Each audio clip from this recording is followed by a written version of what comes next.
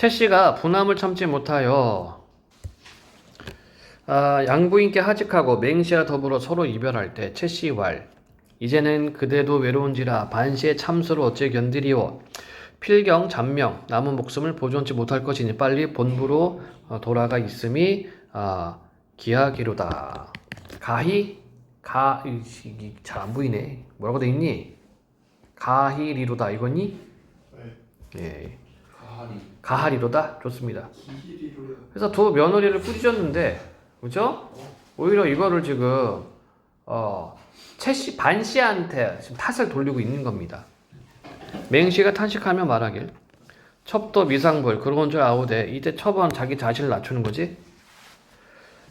존고께서 아직 있으라 하시니 이때 존고는 누가 돼요? 존고는 양씨가 됩니다. 시어머니 양씨. 존고께서 아직 있으라 하시니 임의로 못하거니와 얼마나 오래 견딜 수 있을꼬 하고 서로 눈물을 뿌려 이별하고 돌아가니라. 차설이란 말은 앞에 있는 내용 끊고 다음 이런 뜻이다. 그래서 위에서는 보니 이제 이 최씨가 떠난다고 얘기를 했고, 그쵸? 반씨가 잘하니까 이 최씨와 맹씨가 시기를 하는 겁니다. 근데 시어머니한테 혼난 거야. 시어머니한테 혼난 상태에서 이러지도 못하고 저러지도 못하고 있는 상황입니다. 차설. 최씨는 본부에 돌아와 부모 수라에 배알하고 이제 친정으로 돌아갔네. 근간 존우를 묻자오니 부모와 집안 전체가 대경 크게 놀랍죠, 그쵸? 아니 시집간 애가 갑자기 친정에 왔으니까 대경하여 그 연고를 물으니 최씨가 눈물을 머금어 양씨가 반씨의 참소를 듣고 무죄인 내처짐을 이르니 양씨가 누구였어? 시어머니. 반씨가 누구야? 맏며느리. 반씨의 참소를 듣고 무죄인 내처짐을 이르니 채영 부부와 부자가 절치부심하여 설분하기를 꾀하더라. 풀어 분노를 풀다. 그 복수하기를 꾀는 겁니다. 차시에 또 끊어야 되겠죠? 그러니까 지금 두 번째 며느리가 집으로 돌아가가지고 막 고자질을 한 겁니다. 있는 일 없는 일. 그러니까 이제 이 두 번째 며느리의 부부가 빡이 친 거지. 최씨의 부친은 좌승상 재영이요. 뭐냐요? 정승이네, 정승. 위엄이 당당하고 권세가 일세 으뜸이라라. 아직 아들 7이 있어 다 입조하여. 입조라는 것은 관직에 올랐다는 얘기예요. 명망이 조정에 진동하고 천자가 승상의 부자를 총애하사 은권이 조정이 따를 리 없더라. 차시에 최승상이 딸의 말을 듣고 대로 빡쳐서 말하기를 크게 화내며 말하기를 내 사람을 살피지 못하여 교양이 없어 말과 행동이 서투르고 무식한 집에 딸을 출가시켰다가 문호는 가문입니다. 문호의 욕이 미치게 하니 어찌 분하지 아니하리요. 그러니까 최씨 아빠가 빡쳤어요. 좌승상인데. 하고 이에 천자로 더불어 의논하고 표를 올려 반옥과 위운의 죄상을 주달하니. 반옥이 누구야? 반씨. 위운이 누구예요? 남편. 차씨. 그 후 위 신랑이 경사에와 벼슬에 나아가며 청렴 정직하여 직분을 수행하며 이로라도 구차함이 없으니 상이 위운의 제주를 기특히 여기사 벼슬을 도두어 예부 상서를 시키시니 위 상서가 천자의 은혜에 숙사하고 깊이 살해하고 돌아왔으나 고향 소식을 알지 못하여 아침 저녁으로 부모님께 문안드리고 싶은 마음이 간절하더니 문득 반씨의 종형 직금랑 반이가 골증에 들어갔다가 나오는 길에 위 상서를 보고 예필 후 이르되. 그러니까 지금 남편 위우는 뭐 하는 거예요? 얘는 지금 일하느라고, 그쵸? 파견됐나 봐 어디로. 고향 소식을 알지를 못합니다. 이때 고향 소식이 뭐니? 최씨가 집으로 친정으로 돌아갔습니다. 그쵸? 그러면서 자기 부모님한테 미주알 고주알 일러 바친 겁니다. 아빠가 누구라고? 좌승상. 그래서 천자한테 이제 표를 올려서 죄 주라고 얘기를 한 겁니다. 그 사실을 몰라, 이 위우는. 자, 어쨌든 간에 금일간에 채영의 아들 채원의 상소를 보니 형의 허물과 숙부의 죄가를 고달하되, 고달 높이 올렸다는 얘기입니다. 보고했다는 얘기야. 숙부가 병부상소로 성총을 가려 성벌이 분명치 못하니 이는 기국망상한 죄인이라. 민심을 산란케 하니, 백성의 마음들을 흐트르게 하니 이미 위운과 반옥을 함께 침하여 치민이 참이니 참인가? 참하여 민심을 인정케 하였으니 알지 못하겠다. 이런 일이 있습니까? 그러니까 지금 누가 온 거예요? 방시의 족형, 직금랑, 반이 얘가 와가지고 지금 뭐라고 얘기를 하는 거야? 야, 큰일 났다. 지금 이렇게 돼버렸어. 야, 세상에 이런 일이 있어? 라고 얘기를 한 겁니다. 자, 이 부분 제껴야 되겠다. 1번 인물이 자신이 겪은 일의 결과를 제시하며 그 원인을 짐작하고 있다. 아니죠? 그 원인 짐작하고 있는 것이 아니라 그 몰라, 제2는. 두 번째, 인물이 자신의 경험을 바탕으로 상대방의 속마 추측 공감 아닙니다. 지금 어떤 일이 일어났는가를 얘기해주고도 야, 세상에 이런 일이 있니? 라고 좀 황당해 하는 겁니다. 자, 그러면 1번하고 2번 다 제꼈죠? A에서는 인물이 상대의 말을 간접 인용하여 자신이 들은 내용을 구체적으로 전달하고 있다. 간접 인용 아니고 구체적으로 전달도 아니고. 네. 자, 그러면은 4번과 5번 중에 답이 있다는 얘기죠. 다시 지문으로 보겠습니다. 상서가 앙천은 하늘을 우러러 탄식하며 말하길. 이는 간사한 사람이 있어 모여야 합니다. 그러니 어찌 기분이라 하는고 이제 그지 있지 못하리니 궐하 대궐에 가서 대제하리라. 희가 말하길. 이때 희가 누구야? 반이죠, 반이. 들으니 형이 채가와 불화가 있다 하더라. 내가 들어보니까 그 채씨랑 좀 사이가 안 좋은 것 같아. 얘기를 해준 거죠.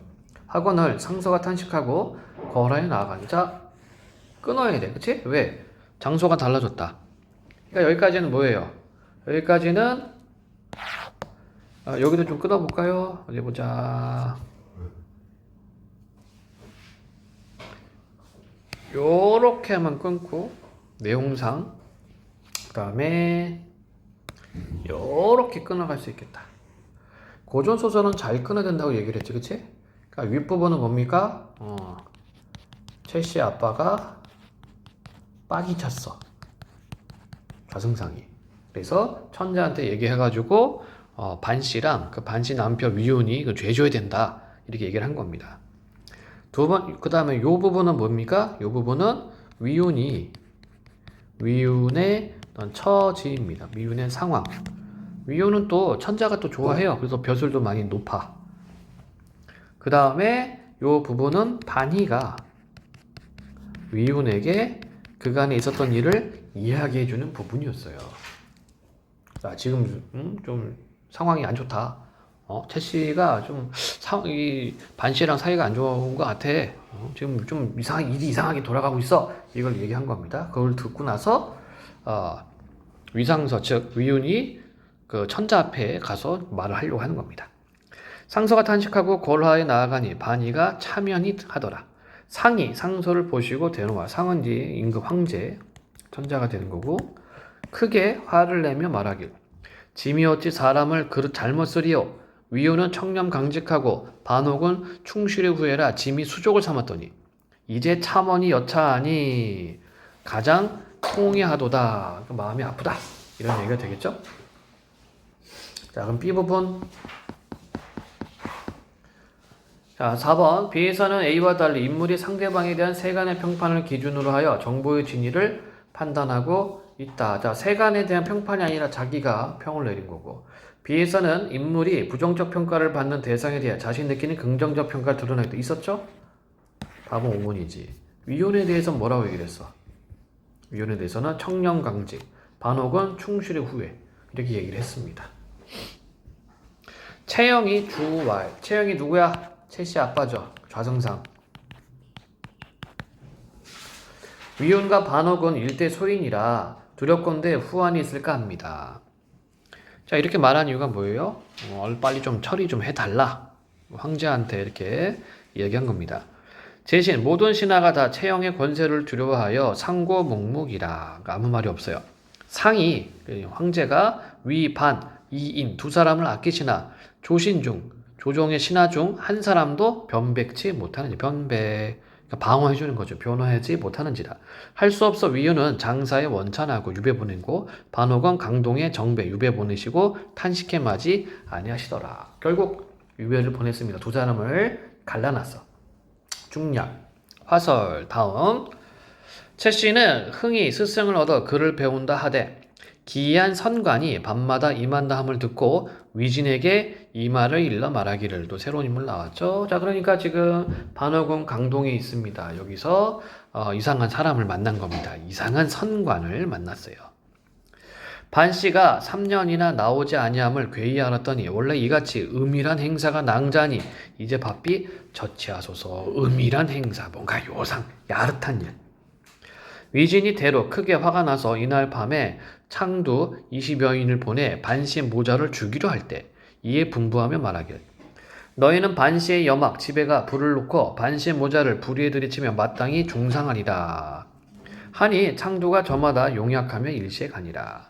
차시 한편 그 다음 반씨는 정이 혼미하여 잠깐 졸더니 비몽사몽간에 일위 부인이 대호 크게 외치며 말하기를. 또 꿈속에 일위 부인이 나왔습니다. 그럼 이 사람이 누가 되는 거야?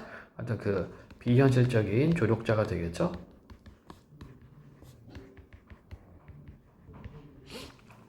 미국 결국 애기 당도할 거는 무슨 잠을 자느냐? 반씨가 놀라 깨달으니 참 침상 침대 위 꿈이다. 또 들으니 또 이르되 어서 피하라. 만일 지체할진대 가히 면치 못하리라. 반씨가 대견 크게 놀라 급히 흥을 불러 이 말을 이르니 흥이 놀라 왈. 이는 반드시 왕모의 홀령이 가르침이라 바삐 피하십시다. 왕모의 홀령이래요. 누가? 한 부인이. 하고 모천을 붙들어 한 산을 넘어가 부인을 바위 틈에 앉히고 산에 올라 바라보니 벌써 집에 불이 일어나고 무수한 사람이 두루다니며 요란하거늘 급히 돌아와 모친께 말하길. 만일 도적 같으면 우리를 찾을 바 없거니와 우리를 방문하여 찾아보니 매우 의심스러운지라 이곳에 있지 못할지니 멀리 가십시다. 하고 모친을 인도하여 산곡으로 들어가니. 자, 끊어야 되겠다. 그쵸? 장소가 바뀌었기 때문에. 그래서 위에서는 죽을 위기에 처해 있었습니다. 그치? 죽을 위기에 처해 있다가 꿈속에 일위 부인의 외침으로 결국 위기를 모면. 그래서 산곡으로 도망갔고. 천지가 아득하여 갈 길이 묘연하고 기력이 점점 쇠진하니 모자가 서로 붙들고 통곡하더라. 이때 문득 한 노인이 이르러 문왈. 그대는 어떤 사람이 간데 적막한 산중에서 이같이 방황하며 슬퍼하느냐. 흥이 대꾸하며 말하길. 깊은 밤에 길을 잃고 정신이 아득하여 옵니다. 원컨대 대인은 길을 인도하소서. 노인이 웃으며 말하길. 공자가 과도히 놀랐구나 하고 인하여 소매 안으로부터 줄 같은 것들을 내어주며 말하길. 모자가 하나씩 나눠 먹으라 하니 흉이 모자가 받아 먹음에 흉과 모자가 받아 먹음에 문득 정신이 쇠락한지라. 정이 사례코자 하더니 노인이 왈. 나는 이 산을 지키는 신령이더니. 신령이 와가지고 또 도움을 주고 있다. 양부인의 청을 듣고 그대 모자를 구하노라 하고 문득 간데 없거늘 뿅 하고 사라졌어. 흥이 공중을 우러러 무수히 살해하고 모친을 모셔 양강에 이르니 부인이 통곡하여 왈. 친정이 비록 서로 허물없이 가깝게 지내나 이 고동으로 어찌 촌중 마을에 들어가리요. 흥이 위로하며 모셔 외가 반부를 찾아 나아가니. 이제 외갓집에 들어갔습니다. 유부인이 여아를 보고 크게 반기며 흥이 이같이 장성하여 수미함을 보고 반기는 중. 그럼 유부인은 누가 돼? 외할머니가 되겠네. 반공과 위상서가 원찬됨이 슬퍼 모녀가 서로 위로하더라. 반공과 위상서 원찬 멀리 유배 갔다 이런 얘기가 되겠죠. 그것을 알고 모녀가 서로 위로하더라.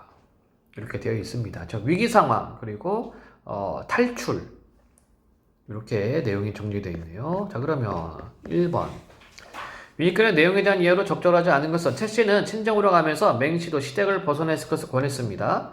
제신들은 채영의 권세를 두려워하여 천자에게 아무런 말도 하지 못했고 상은 위운과 반옥을 아끼는 마음이 있었으나 어쩔 수 없이 유배 보냈고 최 씨는 위진에게 흥이 여망에서 공부한다는 것을 듣고 반씨 모자를 해외 계획을 세웠다. 아니죠. 이거는 흥이 여망에서 공부한다는 걸 듣는 게 아니라 최 씨가 여막이 있다는 것을 알고 누구예요? 이 부인이 반씨 모자가 그래서 죽이려고 하는 거지. 반씨는 내키지 않았지만 흥과 함께 친정을 찾아가 유부인을 만나 서로 마음을 나눴습니다. 그래서 아닌 것은 4번. 자, A와 B에 대한 설명이었습니다. 포인트 문제인데 얘가 엮여있기 때문에 다 보고서 풀으려고 했다. 자, A가 어딘가? A 어딨니? 보이지가 않아. 1위 부인. B는 산신령 한 노인이 되겠네. 적어놔야지. A는 1위 부인, B는 한 노인. 자, A가 반 씨에게 한 말을 B가 한 번 더 반복하여. 아니요. A와 나눈 대화에서 풀리지 않았던 반 씨 의문이 B를 만나고 한 해소. 아니요. 반 씨 모자는 A가 알려준 문제의 원인에 대한 정보를 받다. 아니요. 그냥 A는 도망가라고 얘기를 했어. 반 씨 모자는 A의 도움으로 위기 상황에서 목숨을 구하고 맞고 이후 또 다른 조력자인 B를 만나게 된다. 맞네. 답 4번.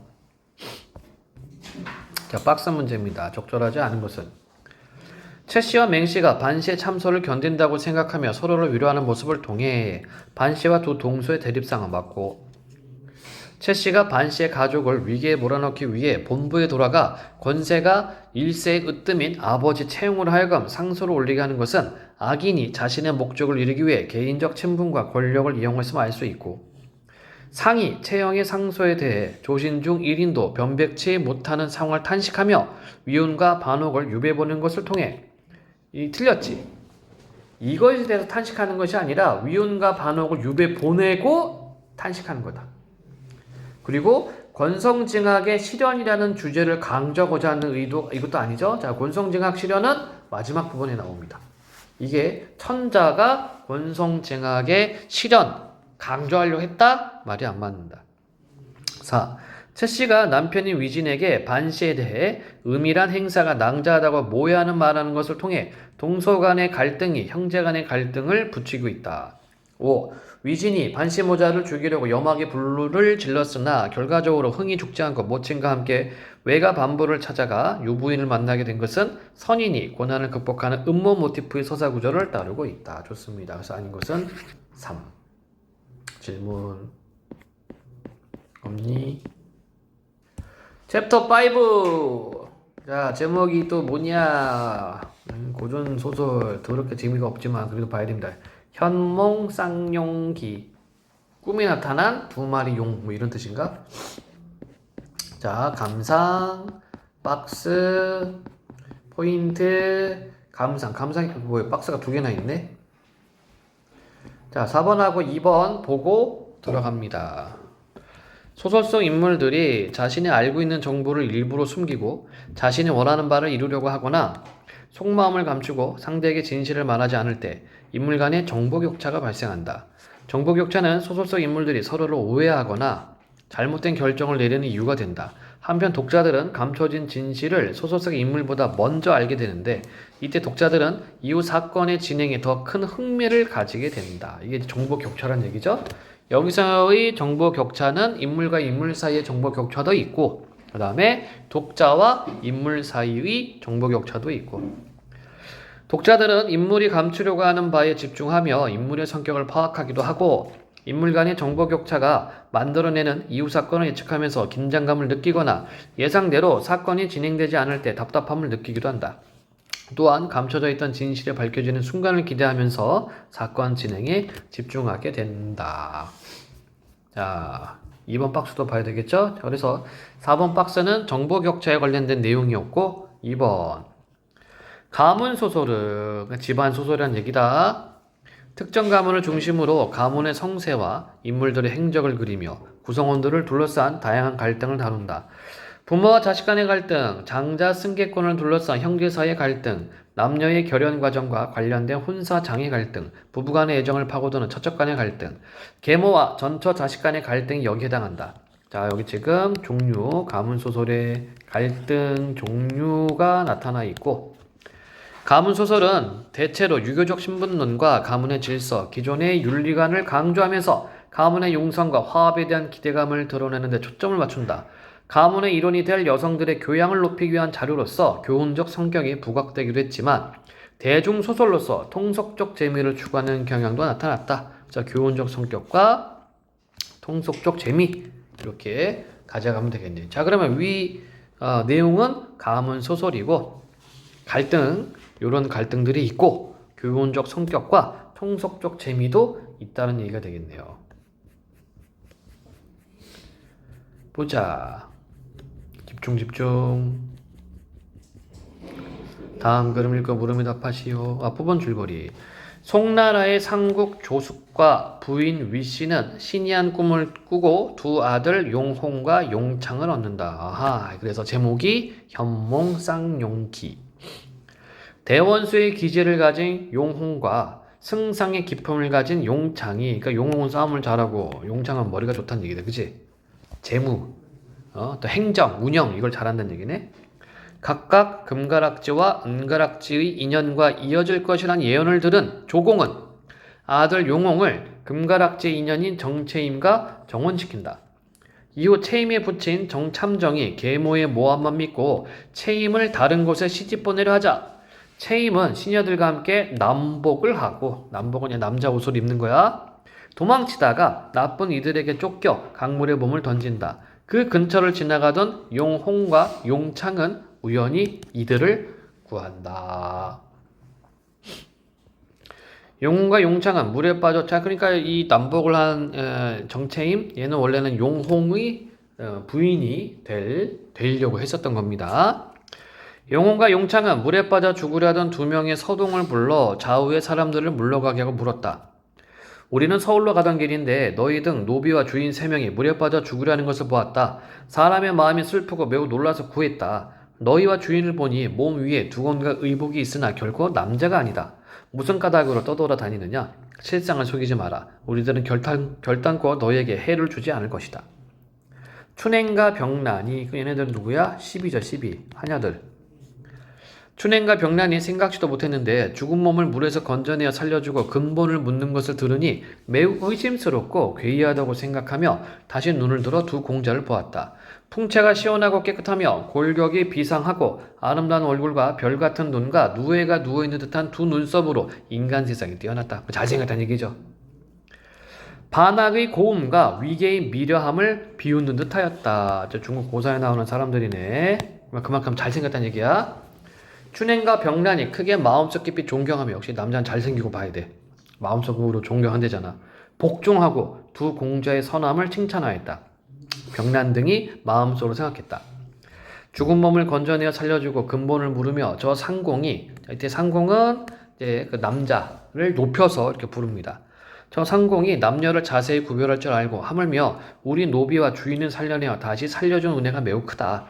두 공자의 어진 덕에 눈빛이 나타나니 의연히 성인 군자구나.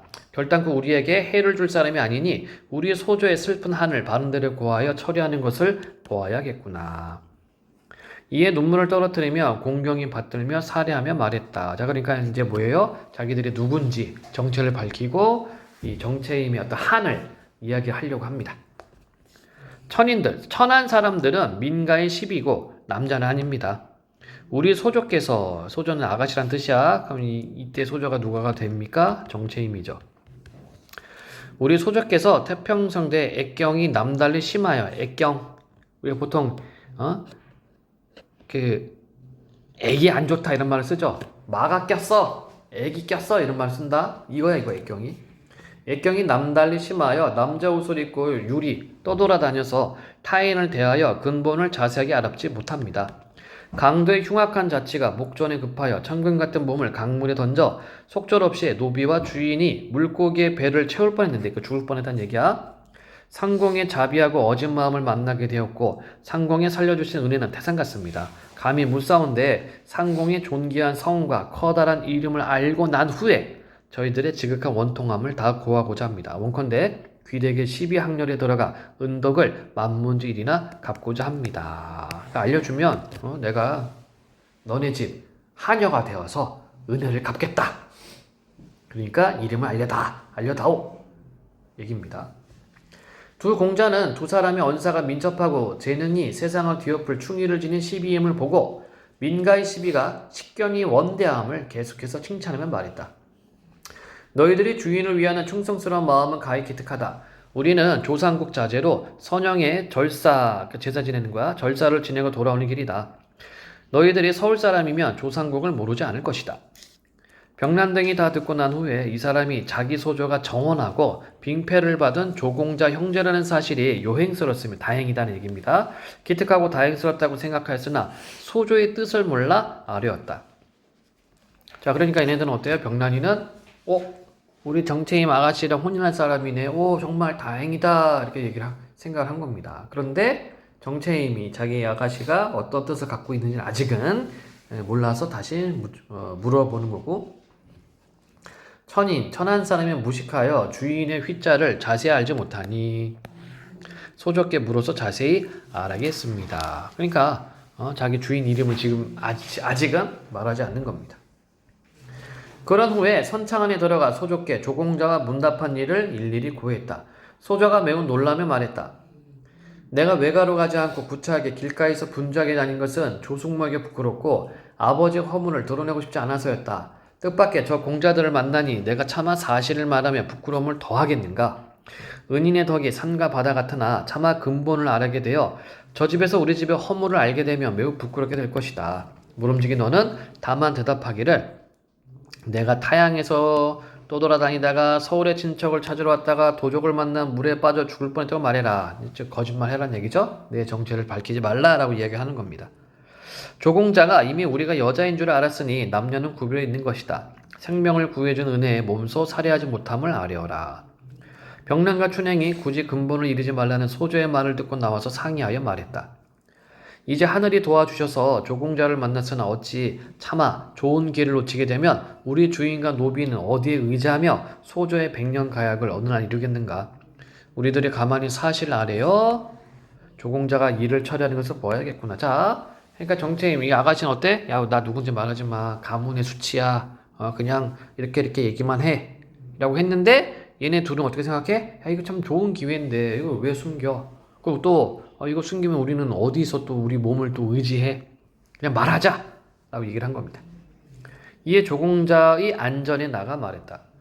우리 소족께서는 타양에서 떠돌아다니시다 친척을 찾으러 왔다가 도적을 만나 물에 빠져 죽게 되었습니다. 은인께서 생명을 구해준 은혜를 입어 남은 목숨을 회생하게 되었습니다. 우리 소족께서 은혜는 태산과 싸우나 몸소 살해치 못함을 아뢰라 하셨습니다. 조공자들이 크게 아쉬워하고 섭섭해하며 어떻게 일을 처리할까를 마음속 깊이 생각하고 주저하고 있었다. 두 명의 시비가 다시 머리를 조아리며 말했다. 자, 여기서부터 이제 사실대로 말하는 부분. 소조께서 차마 상공께 근본을 바로 고하지 못하여 이리하였습니다만 저희들이야 상공을 만나 사실대로 고하지 아니하겠습니까? 더욱 대공자는 이때 대공자가 누구야? 첫째 아들이 되겠죠, 그치? 얘 이름이 뭐였더라? 용홍.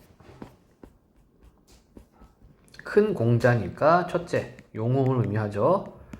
더욱 대공자는 저희들의 주군이시고 은인이시니, 자, 왜 주군이라고 얘기를 해요? 어차피 결혼하면은, 그치? 남편의 그 집안으로 들어가기 때문에 주군이 되는 거죠. 저희들의 주군이시고 은인이시니, 어찌 숨기는 죄를 더하며 주인의 평생을 매몰되게 하겠습니까? 저희의 주인은 정참정의 딸로 외가에서 조공자와 정혼하였습니다. 그러나 소조가 본댁에서 돌아오신 후에 간에 집안에 어질지 못한 사람이 있어서 수많은 방법으로 정참정을 보채고 소조를 재앙에 빠지게 되어 하였습니다. 마침내 소조를 정참정 부인의 사촌인 박수간의 후실로 위협하고 명령하여 시집보내려 하였습니다. 그래서 소조가 외가로 가시고자 하나 석공 어르신께서 성품이 엄숙하셔서 반드시 정공과 더불어 큰 사달을 일으키실 것이라 생각했습니다. 일의 형세가 매우 난처하여 소조께서는 남장으로 바꿔 입고 소조의 고모이신 강가의 이평장 부인을 찾아가 의지하고자 하셨습니다. 그러나 이평장 부인이 이사를 가신 지 수일이 지났고 가신 곳을 모르기 때문에 강변에서 방황하시다가 따르는 도적을 만나서 소조께서 억울하고 원통하게도 강물에 몸을 던졌습니다. 상공께서 저희의 목숨을 살려주신 은혜를 만나 주인과 노비 세 사람이 살아나니 이 은덕은 분골쇄신하더라도 다 갚지 못할 것입니다. 자, 여기 요약 제시되어 있죠. 그간 어떤 일이 있었는지 이 시녀들이 다 썰을 풀고 있다. 두 공자가 이 말을 들으니 참혹하면 말할 것도 없고 정소조의 굳은절개와 아름다운 행동은 깊이 사람을 감동시킬 만했다. 또한 그 계모 박씨가 자유롭지 못해 이변을 일으킴을 짐작하고, 자, 여기 계모 박씨가 누구예요? 위에서 얘기했던 누구냐 누구야? 박수관. 그치? 박씨의 사촌이 되겠죠. 박수관이 박씨가 아니고 같은 집안일 겁니다. 자, 계모 박씨가 자유롭지 못해 이변을 일으킴을 짐작하고 사람의 마음이 자연스럽게 측은하였다. 정소조의 절행이 빼어나 자기를 위하여 온갖 고생이 이 지경에 미쳤음을 감복하고 하물며 평생의 아름다운 배필과 하늘이 정한 연분이 심상치 않다는 것을 알았다. 용홍 공자의 두 눈에는 가을 물처럼 고운 광채가 어렸다. 용홍이 말했다. 소조의 수많은 고초와 슬픈 한이 이 조생을 위함이니 이 조생 이게 누구예요? 조홍이죠. 어찌 감사하지 않겠는가? 너희들은 우리가 집에 들어가 일을 처리할 사이에 소조를 보호하라. 재미도 없는 거 겁나 길다. 이에 둘째 공자와 이때 둘째 공자가 누구야? 용창. 둘째 공자 은언하고 본부의 강정이 여기에 멀지 않은 까닭에 한 대의 교자, 교자는 그 뚜껑 없는 가마를 교자라고 한다. 한 대의 교자를 세내어 소조를 태우고 강정에 이르렀다. 여러 명이 뭐 끊어가야 되겠지?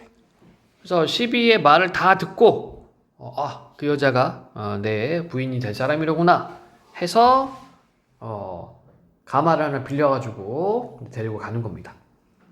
여러 명의 노복이 서서 정소조를 지켰으며 안채에서는 2명의 시비가 지키고 가늘고 길게 누에고치를 쳐서 길쌈하여 정소조에게 올렸다. 두 공자는 정소조의 근본을 모르는 체하고 강정에 잠깐 몸을 숨길 것을 청했다. 소조는 이 지경에 이르러 몸을 숨길 곳을 얻지 못하고 있다가 병난 시녀였죠? 자기 근본을 밝히고 믿음직스럽고 조심스럽게 자신을 보호함을 모르고 있었다. 소조는 두 공자가 종래 살도리를 이끌어주는 것에 감사히 하고 서름을 참고 부끄러움을 견디며 강정에 이르렀다. 자, 그러니까 이 상황을 보니까 어때요? 이 두 공자도 용홍과 용창도 자신들의 어떤 정체를 밝히지 않았어. 밝히지 않고 그대로 모시고 강족으로 들어갔다. 자, 두 공자가 종에게 명령하여 깊고 안정한 초소를 치우고 정리하여 소조를 편안하게 안정시키고 아침 저녁에 음식을 각별히 조심해서 올리라고 말했다. 또한 포진과 병풍과 장막을 정결히 하여 정소조를 머무르게 하고 집 안팎의 비복에게 엄하게 당부하여 이곳에 소조가 있다는 것을 누설치 말라고 했다. 춘행 등에게 당부하여 자신의 처치를 기다리라고 하고 또 소조에게 말을 붙였다. 소생이 비록 소조의 사정을 알지 못하지만 소조의 재앙이 대단하십니다. 자, 소조의 사정을 알지 못하지만 다 알고 있죠? 알고 있는데 모르는 척하고 있다. 마침 제게 누추한 집이 있고 종이 안팎으로 많으니 안심하고 화를 피할 곳입니다. 가볍게 몸을 물에 던지지 마십시오. 저희 아버지께서 평생 적선, 선을 쌓는 것을 일삼으시니 돌아가 아래 혹시라도 소조께 유익함이 있을까 합니다. 말을 마치고 형제가 말머리를 나란히 하여 도성으로 향하면서 다시 소조 보기를 청하지 아니하고 표현이 떠났다. 자, 또 끊어야 되겠지? 저 강정에 와서 그간의 사정을 이야기한 겁니다. 물론 자신들의 정체는 밝히지 않았습니다. 병란 등은 탐복하고 기뻐하였으나 소조는 자기 형제가 이 지경까지 미쳐서 외간 남자를 상대하고 그들의 손에 의해 물에서 건져져서 살게 된 것을 생각하니 심신이 놀라 달아날 것 같았다. 그러나 요행이도 그 남자가 조공자여서 몸을 절간에 의탁하고 평생을 마치며 조공자 은혜를 생각하려고 하였다. 그러나 얼음과 옷같이 깨끗한 마음이 이렇듯이 자신의 운수가 두루 기이하고 괴이함을 슬퍼하며 이 또한 운명이라고 생각했다. 소조는 깊이 집안에 있으면서 아침 저녁에 음식 걱정이 없고 욕됨이 없었다. 2명의 시비와 더불어 조생의 의기를 감탄하였으나 두 공자가 자기의 근본을 들은 줄은 조금도 알지 못했다. 질문 괜찮니? 그래서 위기를 지금 이 정체인이 탈출한 상황이고 그 다음에 두 공자는 자신의 정체를 숨긴 상태에서 역시 이 정체임의 상황을 못 들은 척 하면서 보호를 해주고 있는 상황입니다. 자, 문제. 윗글에 대한 감상으로 적절하지 않은 것은 조공자 형제가 정소조 일행을 구하는 상황은 하늘이 정해둔 두 남녀의 연분이 이어지는 과정으로 볼 수 있고 정소조 일행이 남장을 하고 있었던 것은 조공자 형제가 정소조 일행의 사연에 관심을 가지게 되는 계기로 작용. 그렇죠? 왜냐면 앞부분에서 분명히 여자 같은데 왜 남자 옷을 입고 있느냐라고 이제 물었습니다. 3. 조공자 형제가 자신이 조상국의 자제임을 먼저 밝힌 것은 정소조 일행의 경계심을 낮춰 다음 사건으로 진행을 돕고 있고요. 그러니까 신뢰감을 주는 거지. 그치? 우리는 조상국의 아들이다. 이렇게 얘기를 하는 겁니다. 정소조 일행이 정소조의 과거 사연을 솔직하게 털어놓은 것은 정소조에 대한 조공자의 신뢰를 높여 두 사람의 인연이 이어지는 도움을 주고 있습니다. 그래서 병란과 춘행이가 솔직하게 이야기를 하면서 도움을 요청한 것이고 5. 조공자 형제가 비복들에게 정소조가 있다는 것을 누설지 말라고 명령한 것은 허락도 없이 인연을 만난 것을 감추기 위한 행동으로 부모의 갈등 유발 이런 내용 자체가 나와 있지 않다. 보호하려고 하는 거죠. 그리고 어떤 정소조의 어떤 그 자존심, 또 가문의 어떤 이름, 명성 이것도 지켜주기 위함이기도 하다. 문제 2번 적절한 거 찾기. 조공자와 정소조의 결혼 과정에서 정참정과 계무로 인한 혼사 장애 갈등과 그 극복 과정을 드러내면서 통속적 재미를 추구하는 작품이고 그렇죠? 이런 게 재밌잖아. 그 아침 드라마처럼. 나머지 보겠습니다. 장자 승계권을 얻기 위해 용홍과 용창이 서로 갈등하면 이런 내용 자체가 없다. 계모의 갈등으로 인해 죽을 고비에 처한 정소조 일행을 구명하는 상황을 통해 가문의 여인들이 기존의 윤리관을 회복하기를 바랍니다. 이거 아니죠? 예. 결혼 과정에서 갈등이 발생한 조공자와 정소조가 틀렸죠? 조공자와 정소조가 갈등이 있는 게 아닙니다. 정체를 감춘 미모의 여인이 등장하여 용홍과 용창의 갈등, 지들이 싸우는 거 아니지? 답은 1번밖에 없네요. 자, 3. 춘행과 병란에 대한 이해. 정소조의 시비로 두 공자의 선함을 알아차리고 자기 주인이 처한 위급한 상황을 고했습니다. 2. 정소조가 조상국의 자제와 정원한 것을 이미 알고 있었으며 자신들을 구한 이가 조공자 형제임을 다행으로 여겼습니다. 3. 조공자 형제에게 정소조의 신분을 털어놓기 전에 먼저 정소조의 뜻을 정확히 알 필요가 있다고 판단. 맞고 4. 목숨을 구해준 사람을 속이면 안 된다고 생각하였기에 정소조의 지시를 따르지 않고 자신들의 판단대로 행동하였다. 자, 요거를 보면 목숨을 구해준 사람을 속이면 안 된다고 생각해서가 아니라 정소조를 보호하기 위한 일환으로, 그죠? 이 사람이 그 조씨 형제들이구나. 그렇다면은 우리 아가씨가 그 대공자하고 결혼할 사이인데 의탁함이 옳다라고 얘기를 했습니다. 5. 정소조와 자신들에게 좋은 기회가 될 것이라 믿고, 그쵸? 방금 얘기한 부분이야. 정소조가 위기를 겪게 된 과정을 조공자에게 전달. 아닌 것은 4번. 자, 이번엔 4번은 정보 격차가 되겠죠? 적절하지 않은 것. 정소조는 자신을 구한 사람이 정원한 상대임을 알면서도 자신의 신분을 밝히지 않는데, 틀렸죠? 자신을 구한 사람이 정원한 상대임을 알았다? 이게 몰랐잖아, 그치? 2. 춘행과 병란은 조공자 형제에게 진실을 털어놓고 나서 정소조에게는 그러한 사실을 숨기고 있는데 맞고, 이미 진실을 알고 있는 독자들은 정소조의 이후 선택에 대해 답답한 느낀다 맞고. 3. 두 공자는 정소조의 사정을 이미 알고 있으면서도 소조의 사정을 알지 못한다고 거짓말을 하고 있는데, 독자들은 정소조가 사실을 알게 되는 과정을 상상하며 새로운 흥미를 느낄 수 있고. 4. 정소조는 자신의 몸을 절간에 의탁할 것이라는 계획을 다른 사람들에게 숨기고 있는데 이러한 정보는 앞으로 두 공자와 헤어지는 상황을 떠올리게 한다는 점에서 독자들을 작품에 집중시키고 있지요. 5. 정참정은 집안의 어른이 석공 몰래 정소조를 박수관에게 시집 보내려 하는데 이러한 사정을 알지 못해 고모인 이평장 부인을 찾아가려 했던 정소조의 상황이, 이거 틀렸네? 이러한 사정을 알지 못한 게 아니라 이미 알고 있습니다. 그래서 그 혼약을 지키려고 도망친 거죠. 자, 그러면 1번하고 5번하고 다시 한번 따져볼까? 1번. 정소조는 자신을 구한 사람이 정원한 상대임을 알면서도, 그 앞부분을 보면 되겠네? 내가 놓친 부분이 있는 것 같습니다. 어디 보자.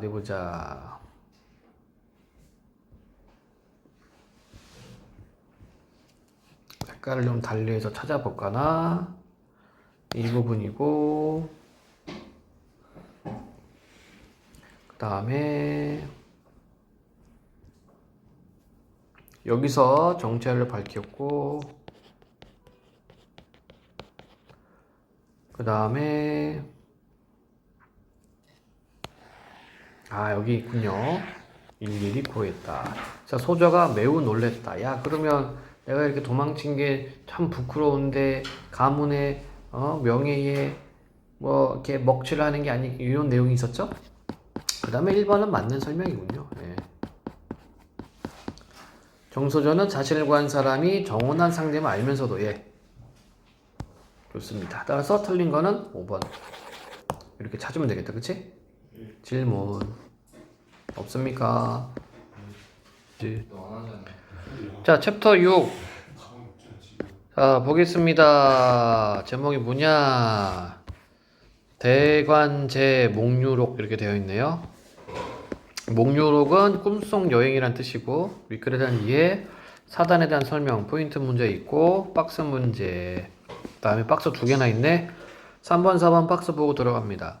자, 목유록은 현실 세계의 주인공이 꿈을 통해 이계, 그러니까 이세계물이 옛날에부터 있었던 거야. 이계로 들어가 여러 가지 경험을 하고 꿈에서 깨어나 다시 현실로 돌아온다는 현실 세계 이계, 현실 세계의 환몽 구조를 취하는 이야기다. 환몽, 꿈에서 돌아온다는 뜻이다. 현실 세계는 이계에 들어가기 이전과 그곳에서 돌아온 이후에 주인공 자신이 일상적으로 생활하는 시공간이며 꿈의 세계는 목유자가 다수의 인물을 만나 환상적인 사건을 체험하는 시공간이다. 자, 구분했고 목유록은 서사 구조상 특유의 문학적 장치를 포함하는 경우가 많은데 가령 꿈속으로 진입할 때와 꿈에서 깨어날 때의 계기나 꿈속 세상과 꿈 밖의 세상을 연결해주는 증거를 설정해 두는 것을 그 예로 들 수가 있다. 자, 그래서 현실과 꿈을 연결해주는 증거가 있습니다. 다음에 4번 박스. 심의는 사람이네. 문장에 뛰어나고 정치적 포부가 컸으나 살인파의 탄핵과 비난의 대상이 되어 벼슬길에서 좌절할 수밖에 없었던 인물이다.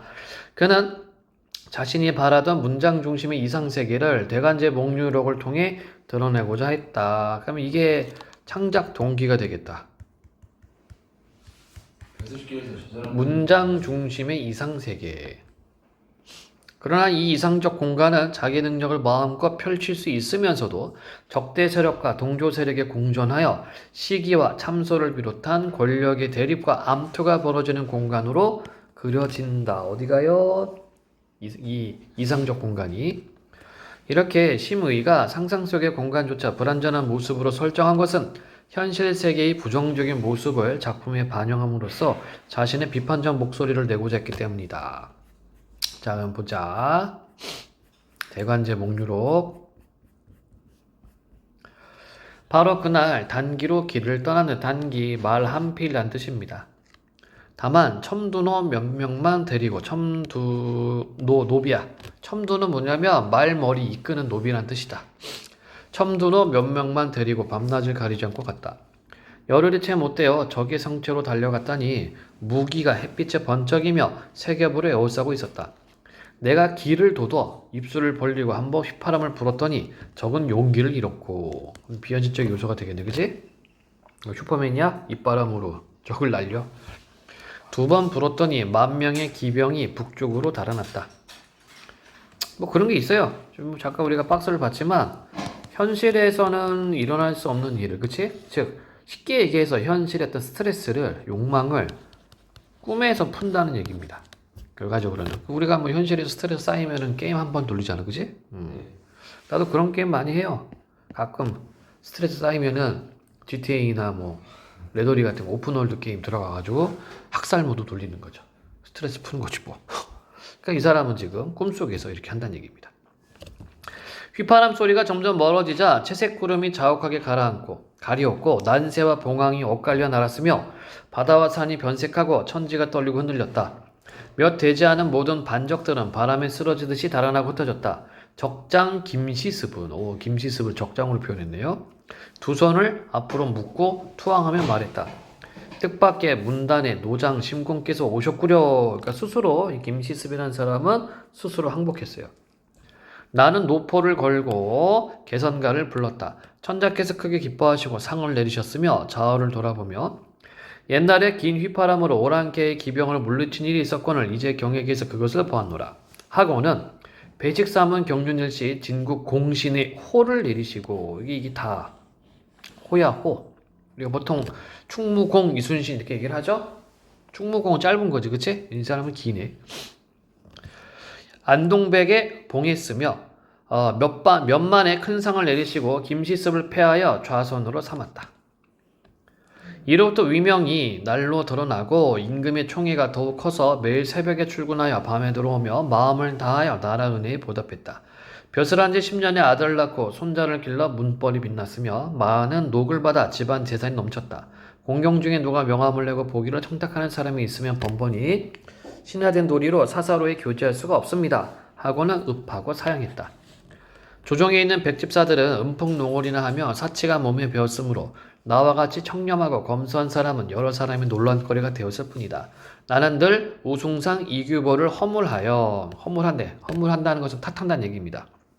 대궐에 가서 항소하기를 이 암흑에는 문장이 경솔부박하며 나약하고 뼈대가 없어 비록 귀신처럼 날래지만 귀하지 못합니다. 다른 것은 적지 않습니다. 자, 이렇게 또 비판하고 있죠. 이규보를 라고 하였더니 천자께서 그 아뢰인 것이 옳다 하여 나에게 오거서 5수레의 책을 내리고 영경연사로 특진을 시키셨다. 벽부의 가운데 뜰에는 옥탑이 우뚝 솟아 있는데 깎고 새겨서 만들었다. 높이가 100층이며 사단이라는 액자가 걸려있는데 종자가 이것을 가리켜 말했다.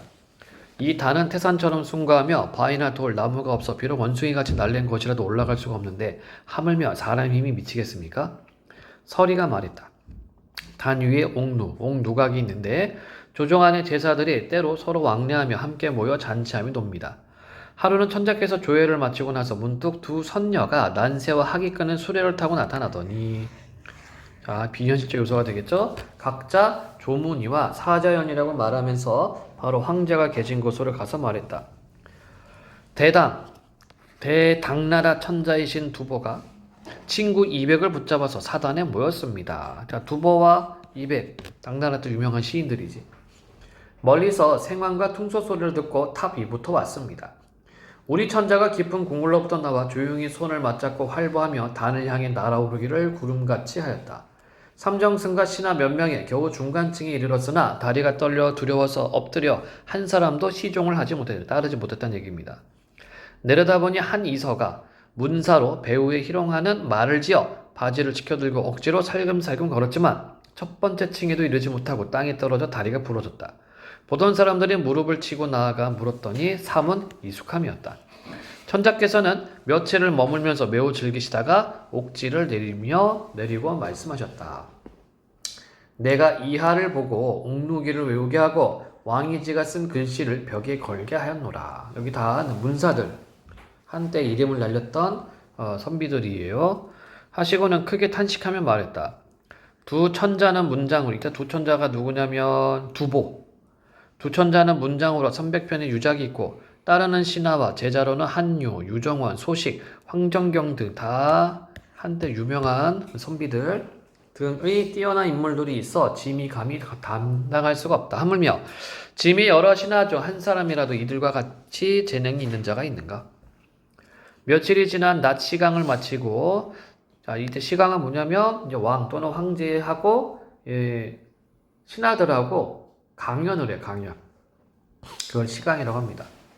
천자께서 정색을 하고 불쾌한 표정으로 글 하나를 보라고 하셨는데 바로 한림 선생이 나를 탄핵하는 상소문이었다.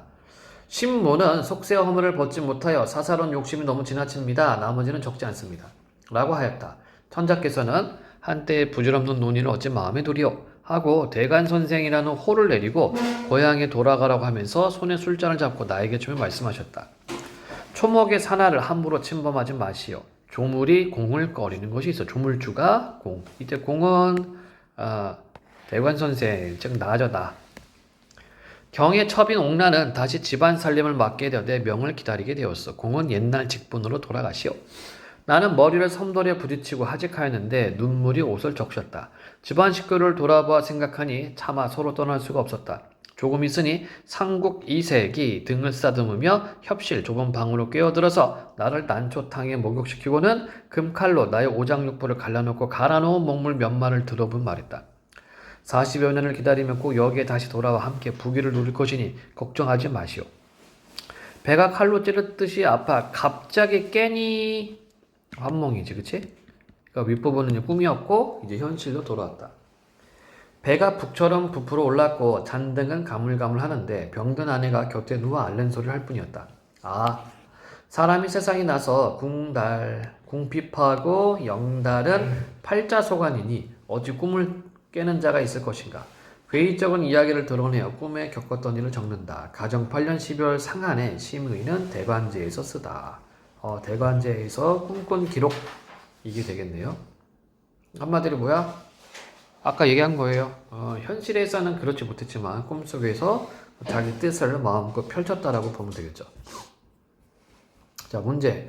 위클에 대한 이해로 가장 적절한 것은 나는 김시습이 일으킨 반란을 지략과 용병술로 평정한 일 아니죠. 지략과 용병술이라는 문장을 썼다. 문장이 아니구나. 입바람. 그렇죠? 입바람을 불었다. 나는 천자의 신임으로 공신이 된 후에도 빈궁한 삶을 이어가면 아니죠. 월급 많이 받았다고 얘기를 했습니다. 재산이 넘쳐났다고 얘기를 했어. 나는 높은 관리들이 개인적인 만남을 요청하면 바쁜 와중에도 최대한 만나주려 노력한 아니죠. 거절했습니다.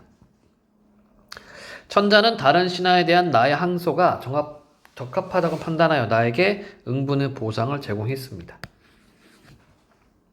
천자는 나에게 불쾌감을 느끼고 한림 선생에게 나를 탄핵하다 부추겨. 이게 아닙니다. 부추겨서 탄핵받은 것이 아니라 누군가가 탄핵을 해서 그 다음에 무슨 선생? 대관 선생에는 호를 내리고 이제 고향에 돌아가게 한 거죠. 자, 사단에 대한 설명으로 적절하지 않은 것은 꿈속에서 탑 100층 탑에서 두보와 200이 만나는 그리고 이제 황제만 올라가는 그런 내용들이 되겠네요. 타국의 옛 인물들과 어울릴 수 있는 환상성을 지닌 공간 맞고, 천자가 초월적인 능력을 발휘하여 올라가 유흥을 즐긴다 맞고, 지체 높은 사대부들마저 높이를 감당하지 못해 한계를 느끼는 공간 맞고, 천자의 요구에 따라 주인공이 문장에 관한 재능을 드러내지는 않습니다. 그렇지? 천자 혼자 올라가서 이렇게 하다가 좀 이렇게 뭐랄까 자기를 따르는 신하들이 없어요. 그것에 대한 안타까움을 드러냈다라고 얘기를 했습니다. 천자가 자신과 두 천자의 처지를 비교하여 부족함을 느끼면서 안타까워한다. 맞습니다. 아닌 건 4번. 3번 문제 적절하지 않은 것. 주인공이 휘파람을 불어 적병을 물리치고 상상의 동물인 난새와 봉황이 나는 광경을 목격하는 2개의 환상체험이 있습니다. 머리를 섬돌에 부딪히고 하직하고 난 주인공이 돌아보아 생각한 집안 식구는 현실로 되돌아가서 재회하게 된 인물이 아닙니다. 주인공이 배가 칼로 찌르는 듯이 아파서 갑자기 잠에서 깨어난 것은 목류자를 꿈에서 현실로 돌아오게 하는 문학적 장치, 환몽. 꿈을 깬 후 주인공의 배가 북처럼 부풀어 오른 것은 이색이 먹물 몇 마를 들어부은 결과로 꿈속 세상과 꿈밖 세상이 연결된 증거. 잔등은 가물가물하는데 등잔불이 되겠죠? 병든 아내가 곁에 누워 앓는 소리라는 상황은 주인공이 이계에서 돌아오는 일상적으로 생활하는 현실 세계 시공간 맞죠? 아닌 것은 2번.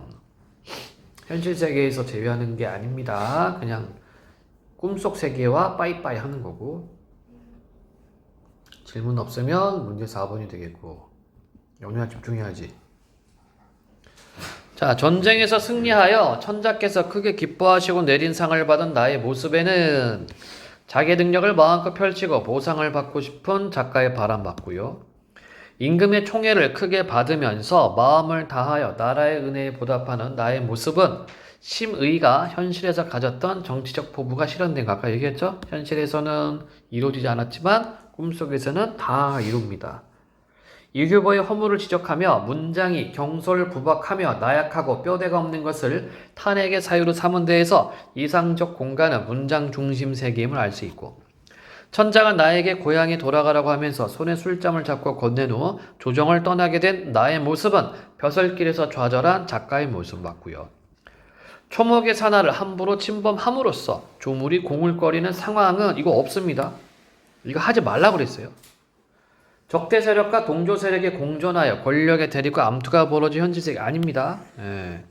초목의 산하를 함부로 침범하지 말라고 황제가 꿈에서 이야기한 부분입니다. 5번 틀렸네. 질문하고 문제 질문 없습니까? 네. 없으면 챕터 7 이번에 작품은 금방울전이 되겠고, 역시 내용 포인트 문제. 자, 요거는 포인트 문제이기 때문에 중간에 풀 수 있겠죠. 기억으로 풀 수 있는 거 이게 뭐야? 에이, 잘못 나왔네. 니은까지는 봐줘야 되겠네요, 그죠? 근데 이제 니은으로 풀 수 있는 게 이렇게 있는데 이건 여러분들이 정해야 돼, 순서를. 이거를 순서대로 풀 것인가 아니면은 니은까지 보고서 연계해서 풀 것인가. 이건 여러분들이 입맛에 맞게 정하면 된다. 3번 문맥의미 파악하기, 4번 박스. 박스도 겁나 기네. 금방울 전에 해룡과 금영은, 금영이, 이 영이 방울영이야. 금방울은 얘기입니다. 전생에 용의 아들과 딸로 부부였는데 원통하게 죽임을 당해 각각 장원 부부의 아들과 신통한 능력을 지닌 금방울로 환생한다. 이 둘이 온갖 시련을 이겨낸 후 전생의 인연을 되찾기까지의 과정이 작품의 바탕을 이룬다. 여성인 금령이 문제 해결에 적극적 주체로 등장해 뛰어난 능력을 발휘한다는 점에서 이 작품은 여성 영웅 소설에 가깝다.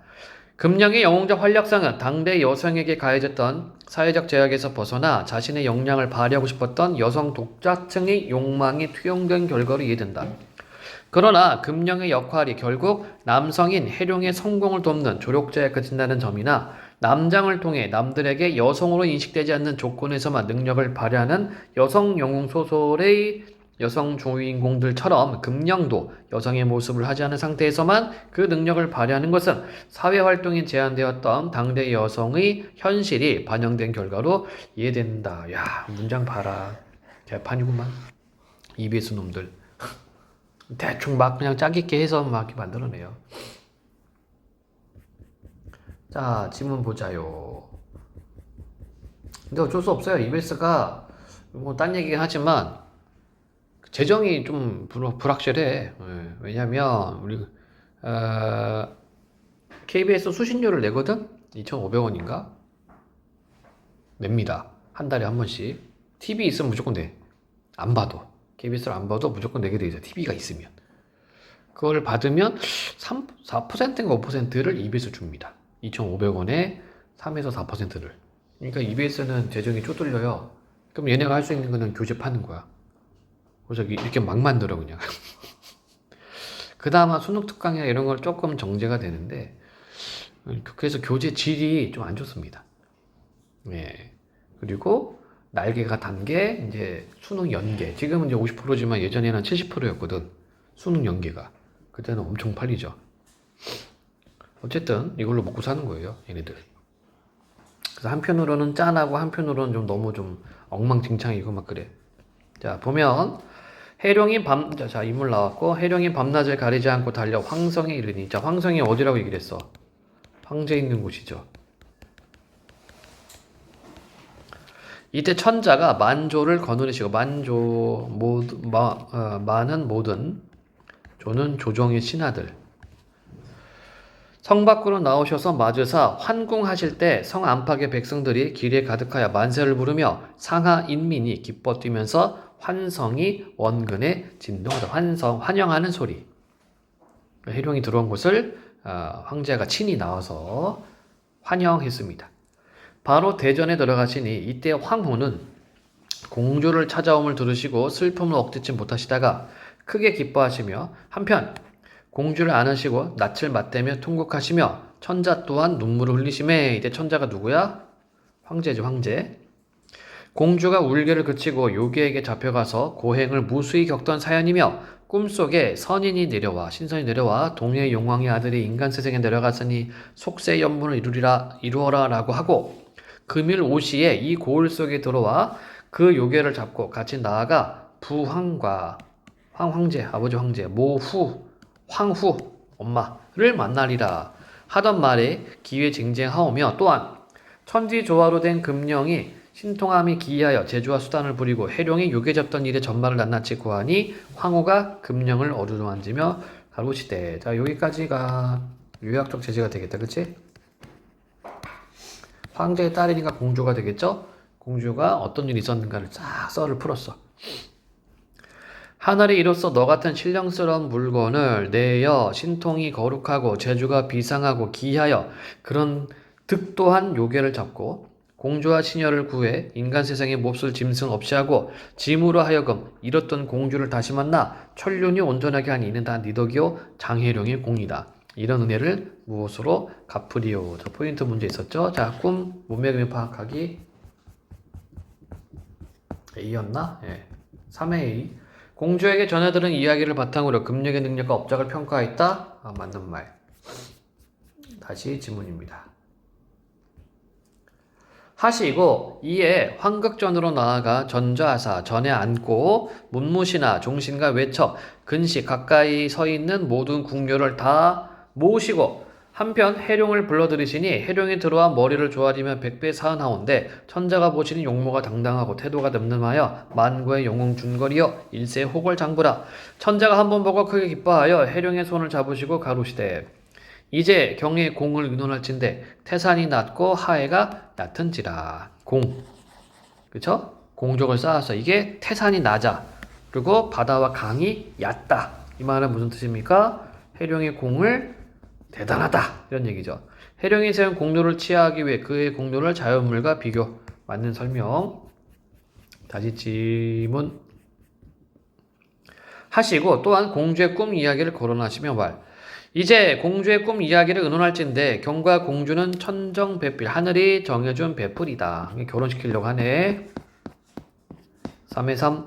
공주가 요괴에게 붙잡혀 있을 때 꾸었던 꿈의 내용을 근거로 해룡과 공주 관계를 판단한 말이다. 그렇죠? 공주가 꿈속에 있는 이야기를 했고 꿈속에 신선이 뭐 앞으로 이렇게 될 것이다. 둘이 같이 살아라 이야기했습니다. 경은 모름지기 공주를 더럽다 말고 임사의 덕은 갖추지 못했으나 좋기 경의 건주를 받을 것이니 경은 짐의 뜻을 따르도록 해라. 결혼시키려고 하는 거예요. 하시고 부마는 왕이나 황제의 사위를 부마라고 한다.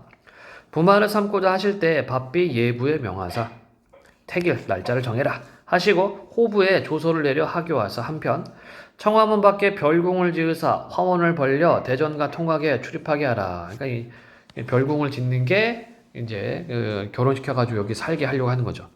하시고 한편 예부로 하여금 가구야 가구 혼수를 갖추어 차리라 하시니라.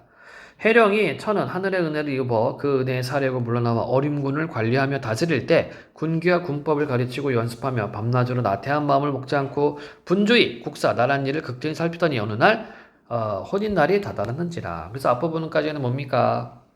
공주를 구하고 결혼을 하게 되었네.